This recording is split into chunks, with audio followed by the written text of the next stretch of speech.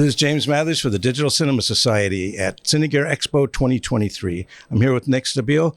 He runs RatPac Controls, and they've got a lot of new products. This is one of them. Nick, can you tell us about it? Sure, James. Thank you so much for having us and always including RatPac in your events and things like this. We're very grateful. Today, we're going to talk a little bit about this new 12 by 200.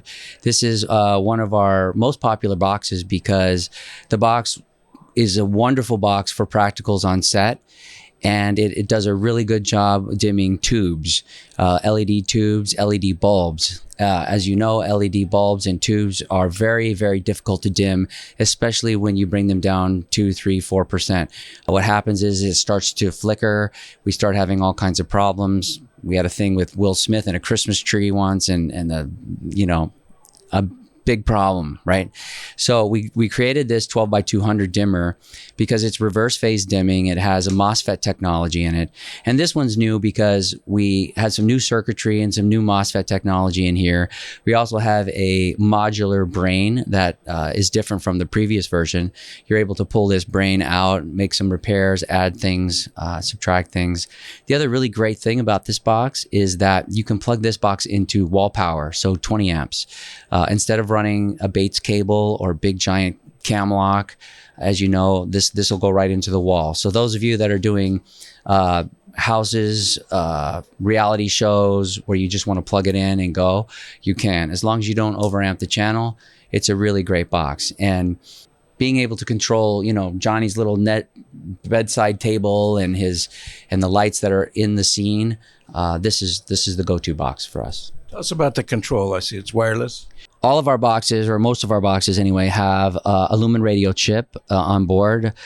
This box, I believe, has a TMO 2 chip. As you can see here, we're able to send and receive data to the box. You can control the box with a Wi-Fi application with one of our other products called the AKS. You can control the box that way, or you can control the box with a console, a Grand MA, a whole hog, whatever. I really like the black outlets. That was something I really wanted, so I recently changed that, so we have our black outlets here. There's another feature about this. There's this little chicken head knob here, which allows us to have 4 selections of dimming or hot power. So I have LED dim curve, I have an incandescent dim curve, and I have hot power and switchable power.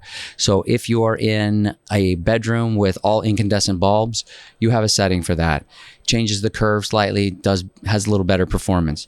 If you're trying to dim a trans light with quasar tubes, switch tubes, and you want to use those, you can put this in LED dim curve and have great performance there.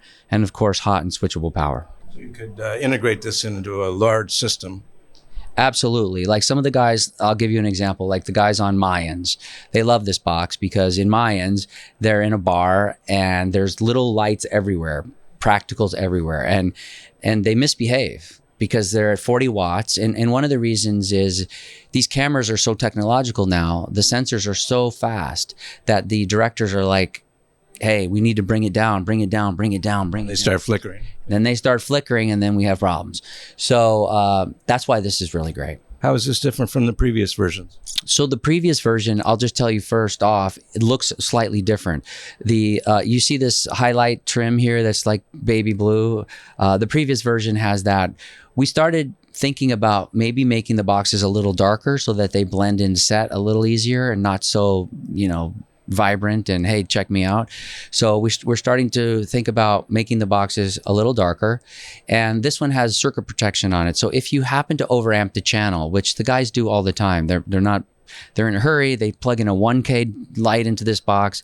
Previous version, the board would blow and it would be about $600 or $700 repair.